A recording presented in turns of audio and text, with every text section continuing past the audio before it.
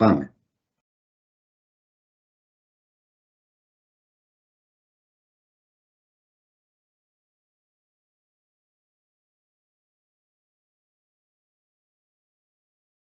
Hello and welcome again to the AI Cloud and Modern Workplace Conference 2024. We are delighted to have you here and we hope you enjoy this online event. We have a very exciting agenda for all these 3 days with speakers from different backgrounds and perspectives who will share their insights and their experience on how AI and cloud computing is transforming the way we work and live. But before we dive in the next session, which is very, very interesting, let me share a few things about the speaker and about his presentation. His presentation is about on how to build a React application, use Azure AI, Content Safety, and Microsoft Fabric. This presentation will walk you through a build a React application where users upload photos and select categories about them. Azure AI Content Safety performs moderating flagging, and the Microsoft Fabric brings to life analysis on the results which are stored as custom metadata on each blob along with the categories. Our very, very special speaker, I have to say about him a few things. I met him online. We have never met in person, but I have to tell you that I respect him because I saw that he always willing to upload material. He always willing to help at any action of the Greek tech community, and he's an excellent professional with many years of experience. And if you visit his profile, you will see that he got all the badges of the Microsoft and all the certification. I was impressed by his background, and he's a mastermind in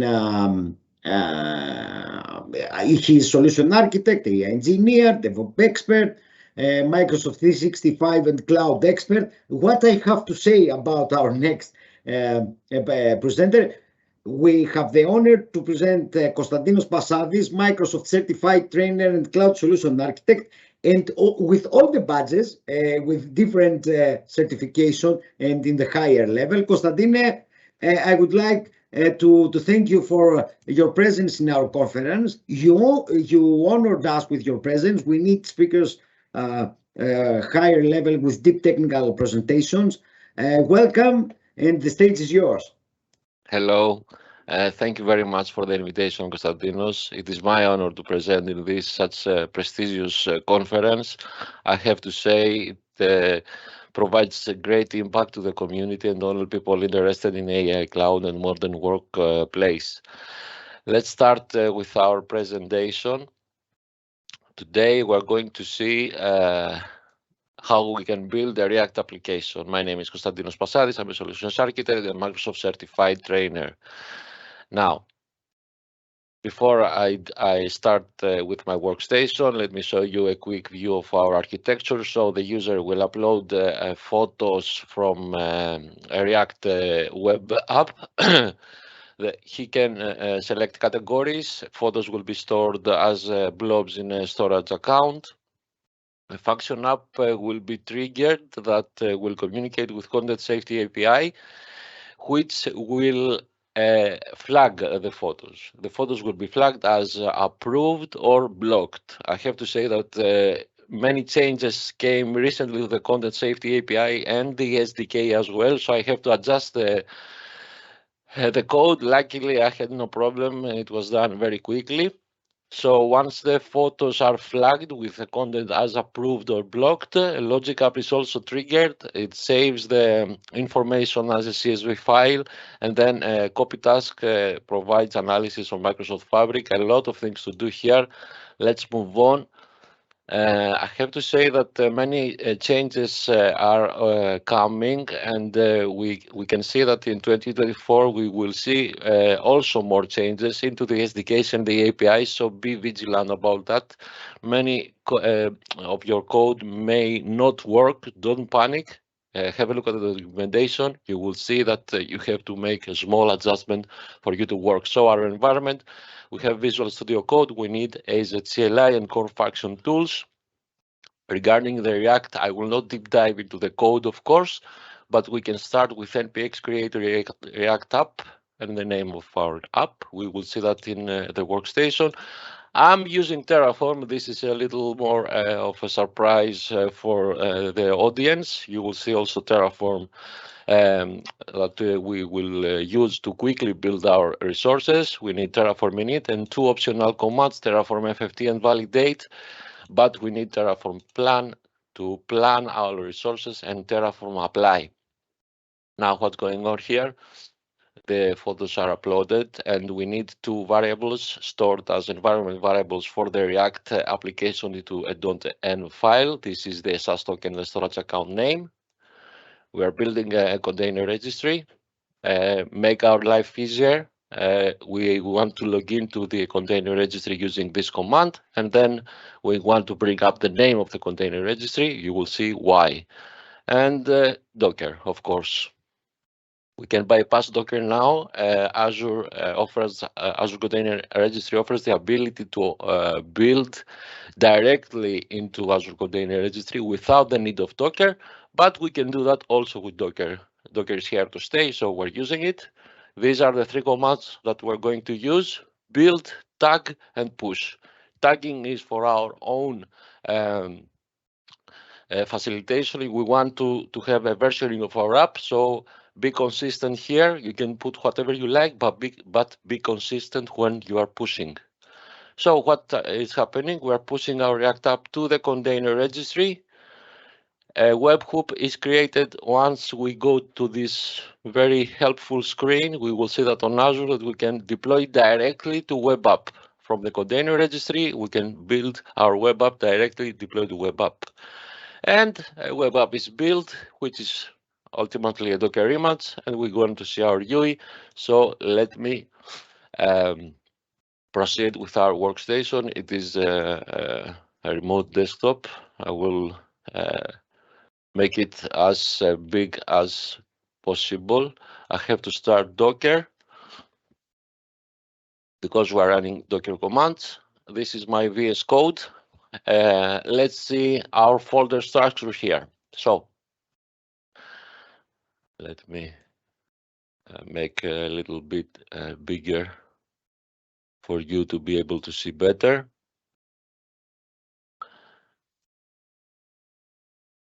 I'm going to zoom in a little bit, so I think this is fine. So this is our directory structure, right? It is the React moderator data web app. We have the front end, which is the React app. When we run the command I showed you earlier, npx create React web app, it creates this structure. What is important for us is the src folder and app.js and app.css. Of course, in React, if needed, we can create as much as JS files we need. In our case, we only need this one. You will see the UI, it is very, very straightforward.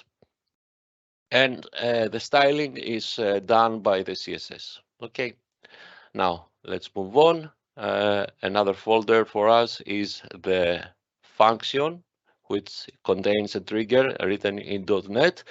This is where I had some trouble. Luckily, I changed the SDK. I updated the SDK, changed this. It was rejected or accepted, and now it is changed to blocked or approved. Minor changes always are coming. So again, don't panic. Adjust your code, find the documentation and the release notes, so you can make the adjustment, especially on AI resources. And ultimately, Terraform. We have our main TF providers, TFRs, and variables. We can build once we are into the correct folder. So let me go to Terraform. What do we have here? I'm creating a, I'm sorry, on the main. I'm creating randomness for random names with a random string, a resource group. I'm using EastUS. I have another same deployment just in case.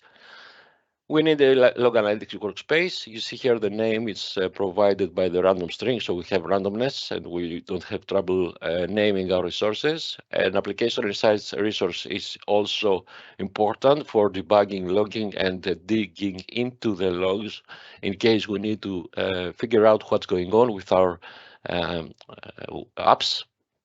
The container registry, a standard tier is fine. We don't need premium in our case. You can see that we are outputting the name of the container registry. We have one storage account, the storage account that needs also these course rules. It is important to pay attention to the course. In case your web applications don't work, it's the first thing that you have to check out, the course rules. We allow every header. I could here add the URL of our app, but I'm allowing everything. The methods are also important. I'm using put methods. I'm also adding get and post.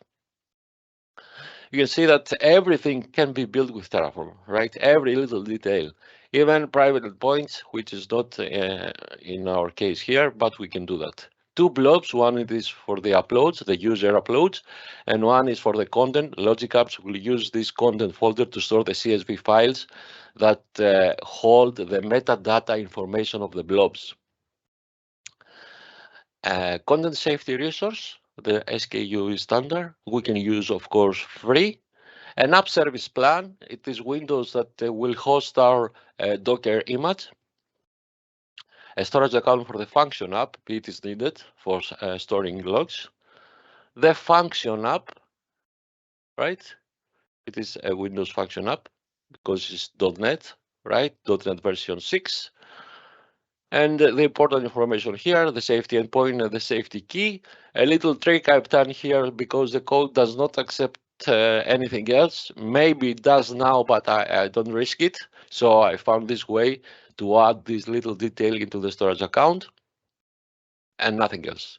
I choose to make some additions through the portal for us to understand what's going on, because if everything is done via Terraform, we won't have the big picture. So let's start. I will Terraform FMT, which help me make better indentation here in my file. It's not, it is optional. Terraform validate, I find it important to run Terraform validate because it helps me. I'm sorry, I have to Terraform init first because I have deleted the state file that hosts, that stores the state of the Terraform, because yesterday I made some trials, so I deleted the state file. So let's go again, validate, to validate our code. If something is wrong, it's going to show me here that, hey, pay attention here, this is not correct, but our configuration looks valid. So let's proceed. Once it is okay, I can plan my configuration. It does not create nothing in Azure. It just builds the Terraform state to be applied into Azure. And you can see here what's going to be deployed. I'm not staying in Terraform too much. And finally, Terraform apply. And I forgot to add auto approve. I can add auto approve because it will ask me now to approve the deployment. Let's wait for the yes. Only yes, it is accepted here. So yes.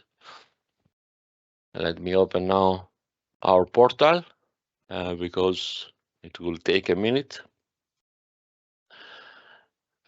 to deploy our infrastructure, and then we will move on with Docker. I'm going to show you what are we building now.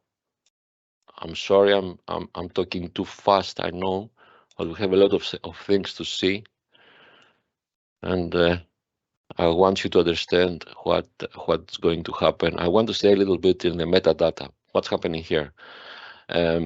As you saw earlier in the presentation, we have a UI where users upload photos.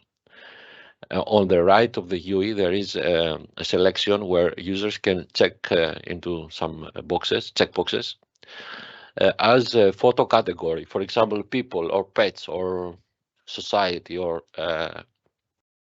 outside, indoors, outdoors, I have added 5 categories. These categories are stored as metadata, custom metadata into the blob. And this is the trick. Custom metadata is not that easy to, take back, from an HTTP call. This will be done via the Logic app, which is a little bit tricky. I will show you later how it is done. It is very interesting because I saw that it is possible. It is possible to store your custom metadata, not the metadata of the blob as provided by Azure, but your own custom metadata. For example, moderation status, what content safety return for this photo, it is approved or blocked. This is stored as custom metadata for each picture. And the categories, which is stored as also custom metadata, and we can have all the categories into one column. And this is also a little bit of a trouble, but we solve that later with the copy task into Microsoft Fabric. So everything is built here. I'm bringing up Azure portal. Let's see what we have created. This is our resource group. I have to say that with Terraform we can add our roles, we can do everything, okay? But I choose some little details to leave it to do it together. So what do we have here? We have the container registry, application insights, the app service plan, the function app, the storage account that accompanies the function app, and the storage account that is for our photos with 2 containers created with container level access, the content safety, and log analytics. Let's see the storage account. It is really amazing to have infrastructure as code in our hands because we can build quickly what we need. It is not that scary to create infrastructure via Terraform. It's going to take 1 to 3 months for someone to learn. This is the uploads folder where user will, the application will store the photos. You see here that we have container level access. It's important. And the core settings I told you earlier. All origins allowed, all headers allowed, 3 methods get post put. Now let's see the function app with the configuration settings. We need the East-US function app. It is a .NET on Windows app service plan. Here is the configuration settings. I'm going to show you that little trick that we will change into our code. We don't have now anything here. We don't have a function. It is just the resource that will host our function. Here is that little detail I told you. I had to add the web job storage because it is another storage account. It is not the native storage account that accompanies the function app. Function app is looking on another storage account and is triggering once the blob is changed. So let's make our additions to our code. First of all, we need to go to the React app.env and add the SAS token and the storage account name. So let's see our storage account name. This is the storage account. You can see that we can take it directly from the console. And we're going to need a new SAS token. I could create that also via Terraform, but let's leave it to do it by hand now. So let's go and create our our token. What we have to create a shared access signature. We can limit the permissions. We can limit by IP. We can limit by date, but I will create quite a permissive one with the first signing key. And here is my SAS. We needed just blob here, but never mind. For the sake of Speed, I'm not making a lot of detailed selections here. We need the token, right? The token has to be added into the environment variables of our React web app. Let's be careful to make a mistake, because a little mistake can bring catastrophe and you have to rebuild or forget to save. So I'm saving our files. This is our React app. We are ready to create our image and push it into our container registry. So I have to go back to the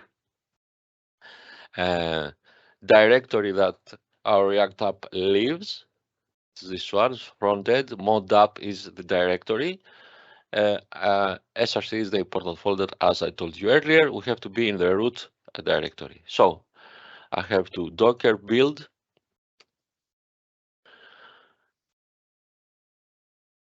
minus stuff my mod web app.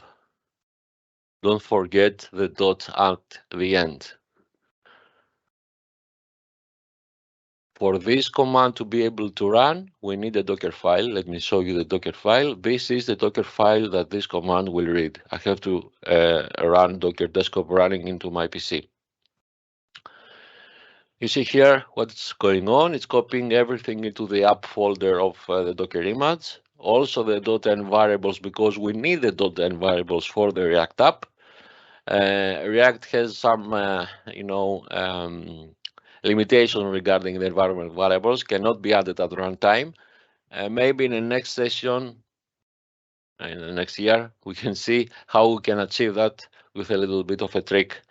Nginx is our server, and we are creating our image with a Docker file. So I have to run this command in the directory where Docker file exists. So I'm just building my app. Nothing happens here. What happened here?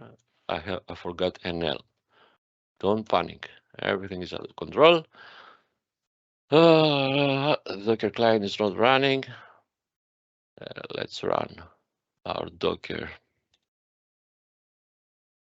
It is stopped because I don't know. Let's see.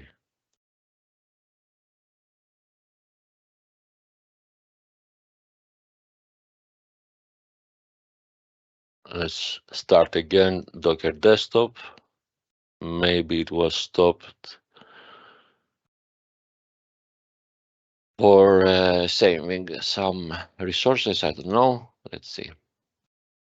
Hopefully it will not create us a trouble here. Let's see.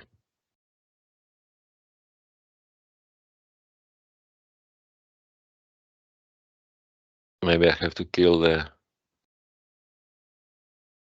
process here. I'm sorry about that. This is what happens on live presentations. Let me kill that.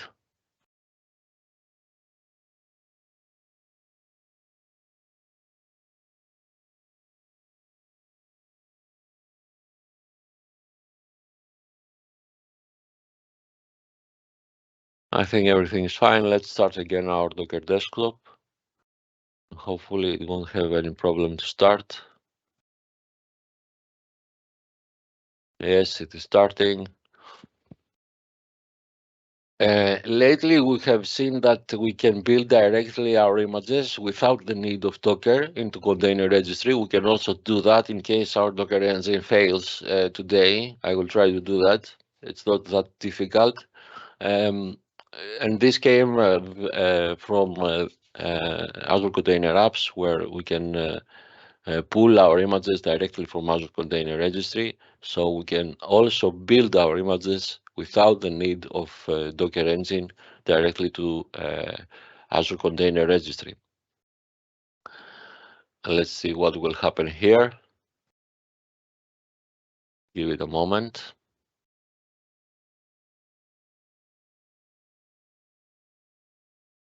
I think it will start.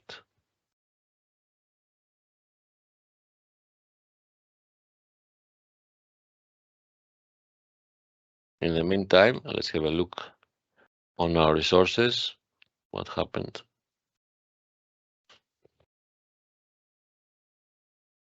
So we have our function up here, as I told you earlier. It's very important to see that we need application insights running for us to be able to resolve issues in case we have any trouble with our applications.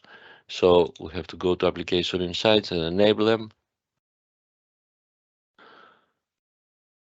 I don't think it will start here, and I don't know why. Anyway, let's give it a moment, and maybe I will restart my my workstation.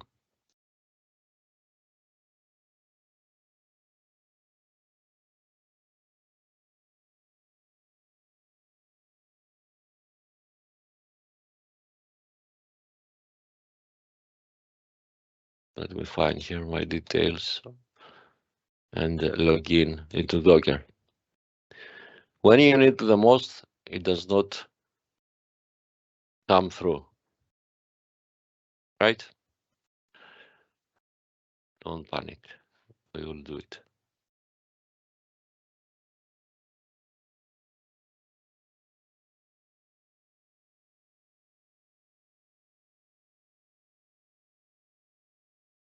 Yes, it is just as I need. Okay, no problem. Let's continue.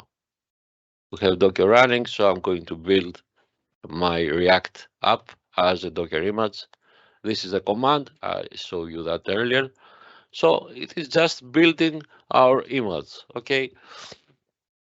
I'm running Docker desktop and I have my Docker file in the folder where my application lives, my code lives. So Docker file, you can see here that it copies everything into the app folder for Nginx to be able to serve our image via Docker. So when I say everything, this is everything, all the folders of my app. I could have here also a Docker ignore file that could leave out, for example, the .env or the node modules, for example, from the image. It is not needed. I didn't add that, and I need this .env file because these are the environment variables that the React app needs to be able to communicate with the storage account. So I have also to make a change here. Let's do that because it is our function app. Here is the code of our function app. You can find everything into Microsoft documentation. We're using the SDK about content safety. This is the trigger that happens when a blob is uploaded to the uploads folder from the UE. I need to make a slight change here and add the storage account name, the new storage account name. So let me do that for you.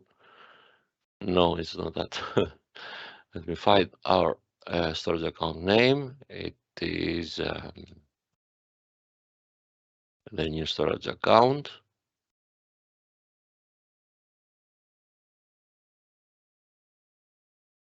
It is this one.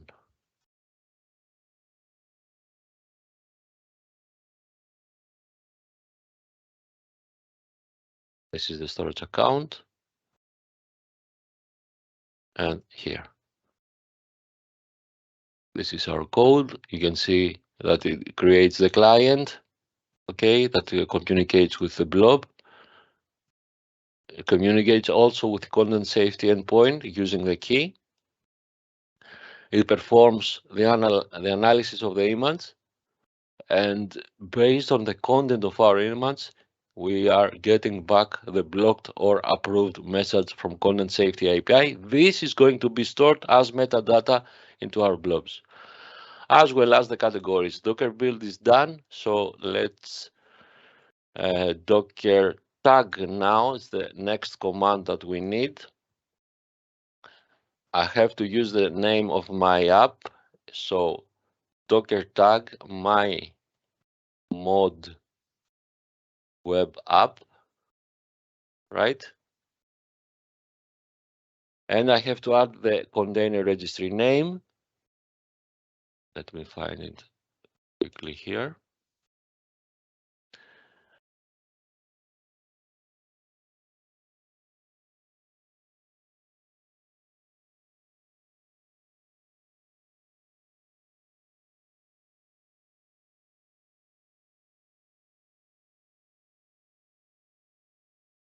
ACR AIZ. Okay, so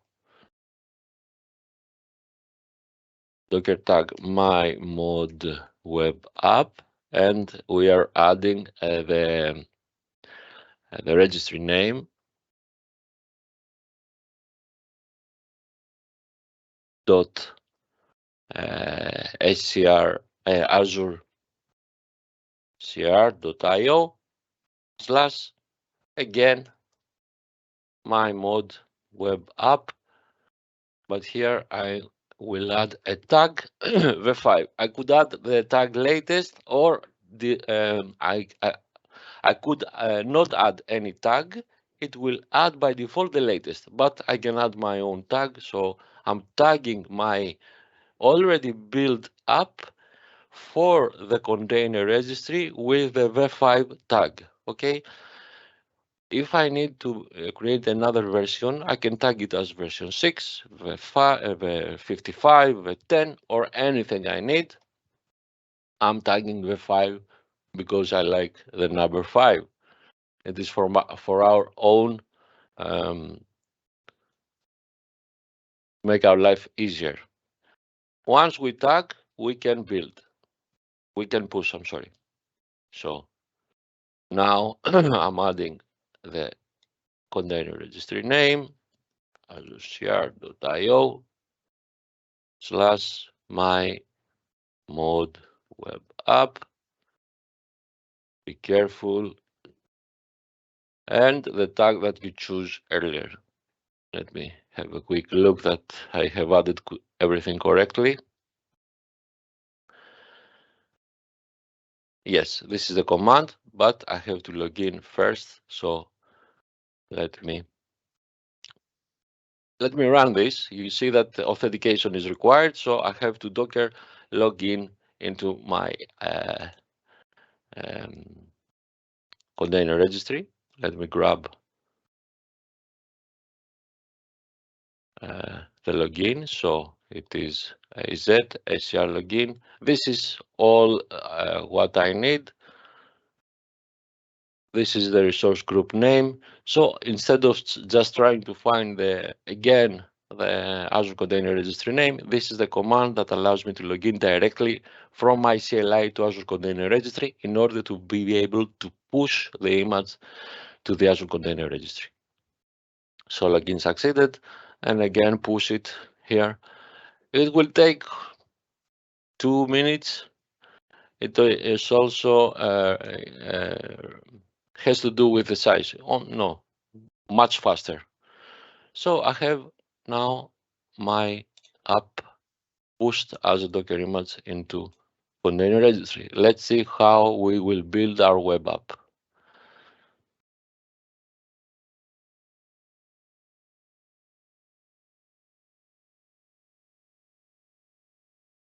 Come on.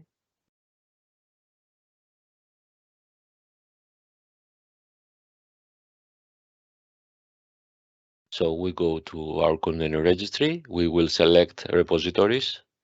We will find our repository here.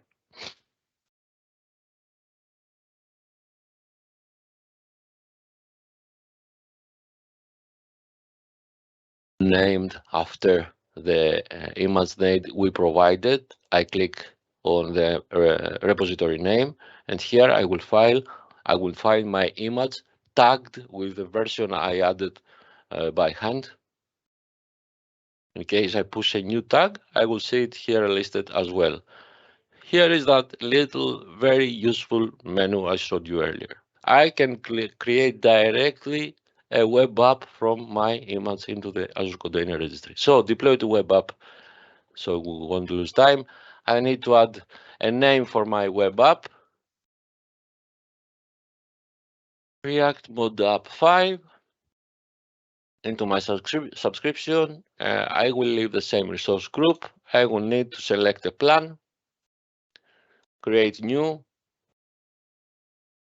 name it as React 5 into East US because it is there which I'm building, and I can leave it to Linux because it is a Docker. I don't have a special need to be a Windows operating system here. So yes, let's create our web app.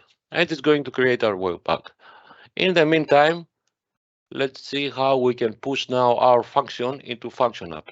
So I have to add into VS Code the Azure Core Function Tools and the Azure Account extension. These are extensions. Once I add these, I am able to see from the extension of Azure, aside from the resources here, I can see the workspace. Under the workspace, we will see our projects. Here is this one, my trigger I created earlier. It's already created, but I said earlier. So this is my trigger. I have a function app resource, but I have not created a function yet, right? This is my function. What I have to do, I have to go and click here and deploy to function app. I didn't save the file. Let me save it because it will complain about the name of the storage account. And now I'm ready to deploy to my function app. So deploy to function app, select the correct function app, and yes, I can recognize from the last characters that this was the random string that was created. It may look familiar to you with the container registry name as well. So we are building now.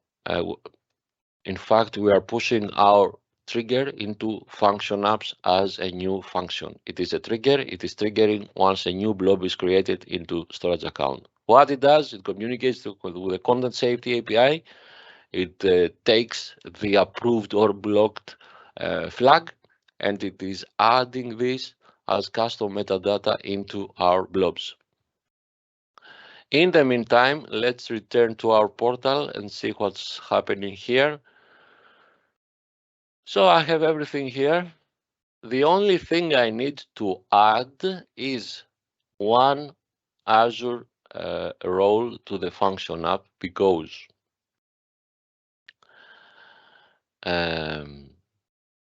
let me see. No, I have to add it to my React app because we want it to be able to write into the blob storage account. Let me see here. We'll have a user assigned or a system assigned. And we'll explain to you what do I mean.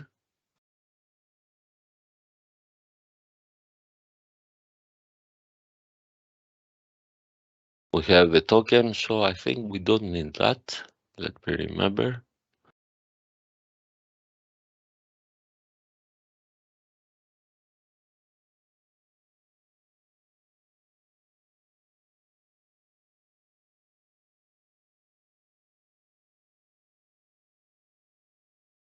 No role assignments needed here. I think the same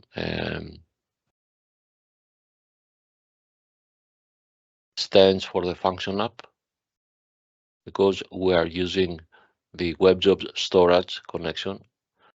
Yes, the same here. So let's see what's going on. Now we have our React mode app ready. Do I need to make a change here? No, I don't think so. Everything is done for me via the Terraform and by hand if we needed anything. I think that we can run our web app. Let's see if our function app is already built. It is already built and we will see that in a moment. So let me return here and browse the web app. In the meantime, let's see what happened to our function app. Our function app has now our trigger.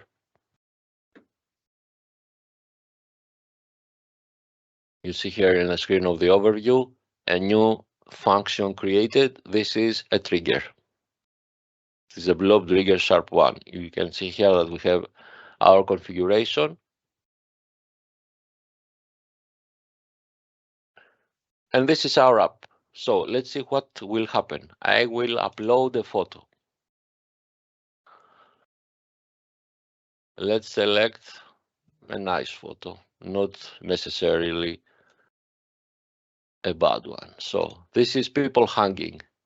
I will select the category, people, and inside. We can change the categories, of course. I added them for me to make a trial and submit. So what happened here? The photo is uploaded into our storage account. Let's go to our storage account, into the container named uploads.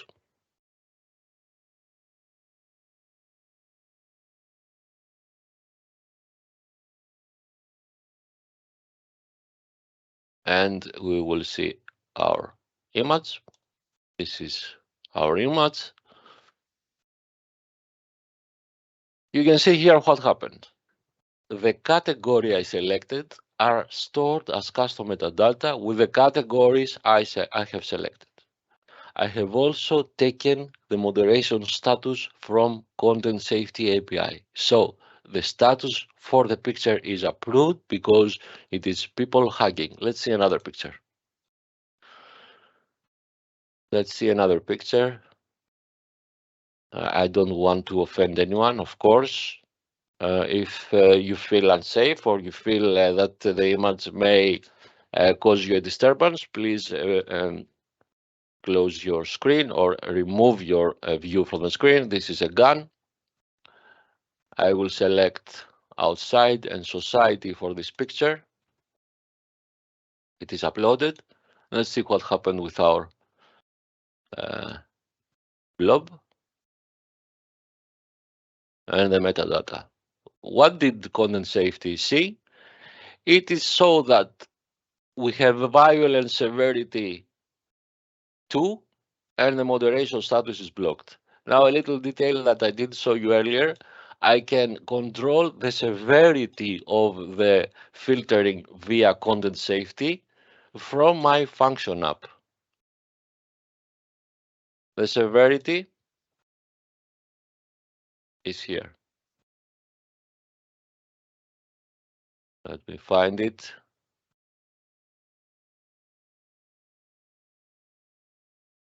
Let me find my severity status. Yes. I have added the most strict severity, which is 0. If we go to the AI studio, you can see that we have the content safety web UI.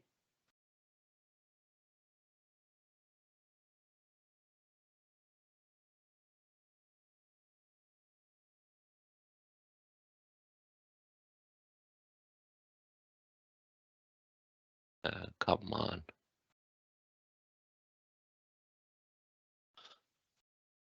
You will see that I am able to select the filtering of my moderation. I can be more restrictive or less restrictive.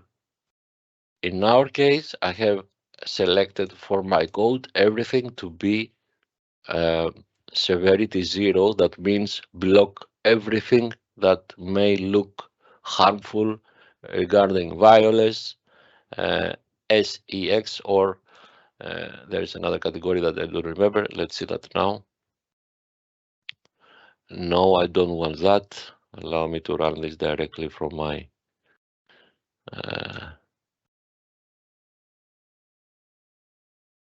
workstation.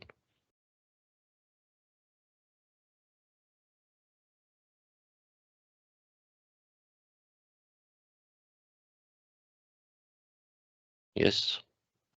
This is the new UI, by the way. And we have the Content Safety Studio here. It was in preview until the other day. Never mind.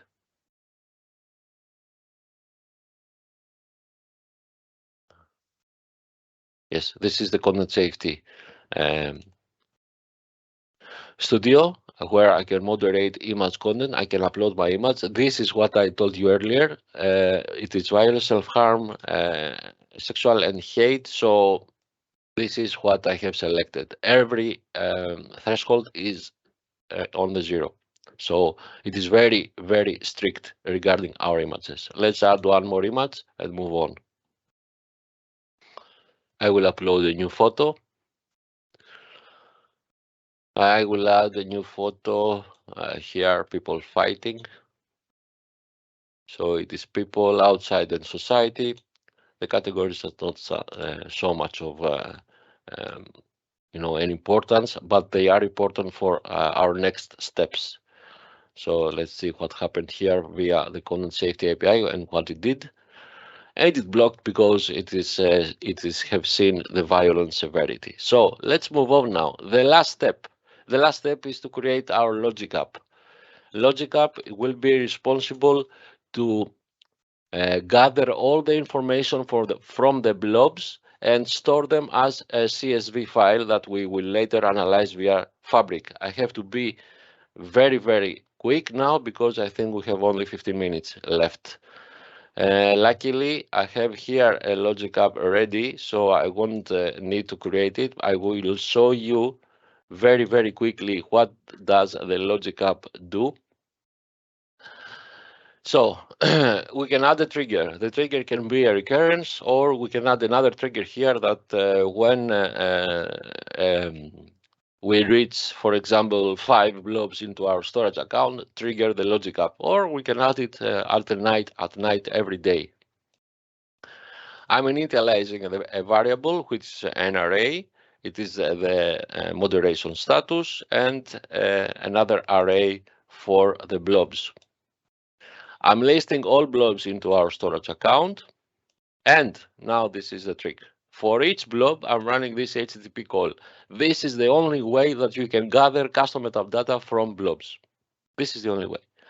At least I think this is the only way. You have to create an HTTP REST API call with this syntax. Let me show you the exact point where the syntax is. Here is the blob name. So for each blob, I'm running this HTTP call. And these are the headers, the XMS date, and I'm adding here a function UTC now and the version. The method is get. Okay, so metadata, and then I add the token from my storage account. I'm initializing more variables, and I'm adding here category and moderation. I'm creating an array string with the output and the moderation as well.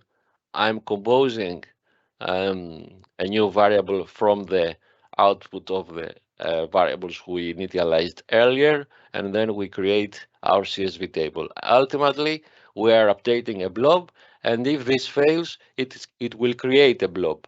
This is a trick from Logic Apps that allows us to select whether a task fail to run the next one. So it is here. So if the create blob task will run only if the update fails. Why I'm doing this? Because the first time the blob will not exist. The blob that I'm trying to create, the CSV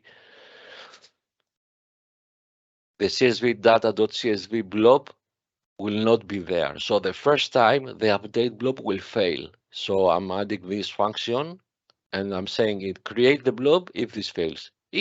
Next time it will just update the blob with more data. And then we come to content safety. I will not create a logic app from the start. You understood that. It's very, very tricky to create that. Luckily, I have all the code and you will find it in my GitHub profile. And you can import the API connection is the only thing needed. If we have time at the end, I will show you how to import a workflow via the code. You only need to create the connection. Logic apps using managed identities to authenticate to storage account and be able to write using the storage blob data contributor role. So let's go to content safety and see to Fabric and see what we have there. Great, this is my Fabric. So we have to open app.fabric.microsoft.com. and we can create a trial license here. What we need a trial license, okay, and we need to create a lakehouse. The first thing that we are going to do is to create a copy pipeline. What does that copy pipeline does? It will bring the saved CSV data file from the logic apps that let me show you what it contains. It just contains the output of the moderation and the categories. That's all it does. It is stored into the content container. Sorry, let me show you that. Into the content container, we will have a CSV data file that will contain this data. Category moderation, people, society, blocked. What we are analyzing here, which categories are blocked or approved. You can think any project that you can find an application for it. There is a trick here because we are storing people and society as a multi-value, let's say, value here into our column. We will break this using a notebook with Python into Fabric. So I'm using now my copy task. This is my task. Okay, I'm into Microsoft Fabric. I'm creating a new workspace, and into this workspace, a new copy task. The source is the storage account. If you go to new, and you will see here, guys, that Microsoft Fabric has done an excellent job to provide us a software as a service solution for our analytics. Until now, we were using Synapse and Data Factory, most of us, as well as SQL and so on. This is something familiar for everyone that was using Synapse or Data Factory. These are the connectors for Fabric. So you can connect to Data Lake, Blob Storage, Data Explorer, even Google Cloud, HTTP REST, and so on. So you are creating a new Blob Storage connection. You are providing the path of our CSV file, and our destination is our lakehouse, right? It is a workspace, a lakehouse, and the lakehouse that I have created. I'm adding a file name of input slash CSV data.csv. It is the limited text.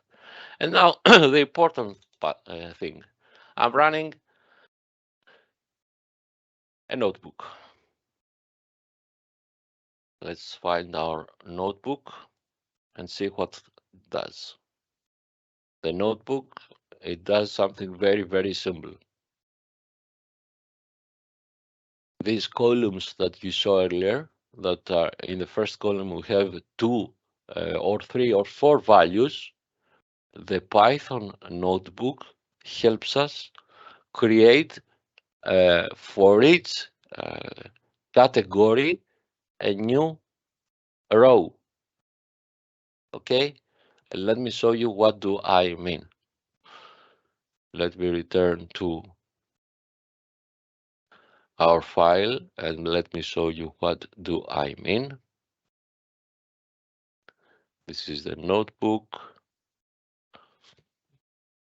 I'm looking for my file. This is the lake house. Let it open a file. So the file that the notebook is creating, I think, is this one. Yes, you can see here what the Python does. Each value from the multi-value cell, it's broken down into a new row, and it is added the relevant category that already existed into that row. So now we are able to make our analysis. What we can do, we are loading our file into a table, load to a new table or to an existing table, and here is my table. Be careful to select the header once you create this table, and then you create a new semantic model. It is that easy. Select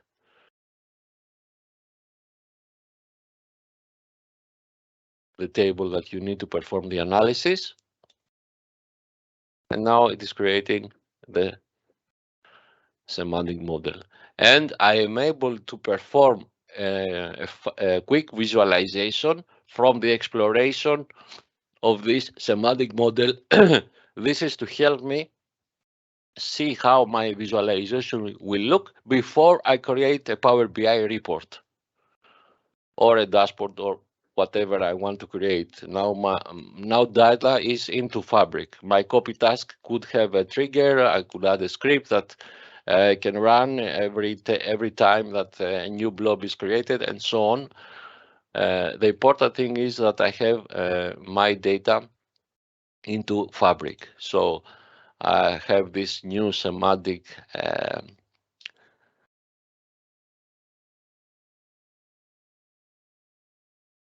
yes, and now I'm adding this visualization from the exploration status of our data. You can see here that we can select whatever we want for the y-axis. On the x-axis, we can add also a legend. And we can see here that for the category inside, we have this match approved for people, society, art, nature, and so on. And this is our solution, guys. I hope you liked it. It was quite a complicated one. I'm glad I was able to make it until the end. Thank you for being here today. It was an honor for me again, for Konstantinos and George, to having me here. Thank you, Kos. Thank you for this outstanding delivery of your presentation. It was great. There are few minutes more. I would like to ask the attendees if they have any questions to post it in the chat. If not, we can thank once again Konstantinos for joining us, for accepting our invitation, participating to this conference, and to make a promise maybe for Yes. a future event. Yes, I would like that very much. Not virtually, but in person. Yes, that would be great, George. Thank you. All Thank you so much, guys, for having me. Thank you. Thank you very much for everything. Thank you all. Bye bye. Bye bye. Bye bye.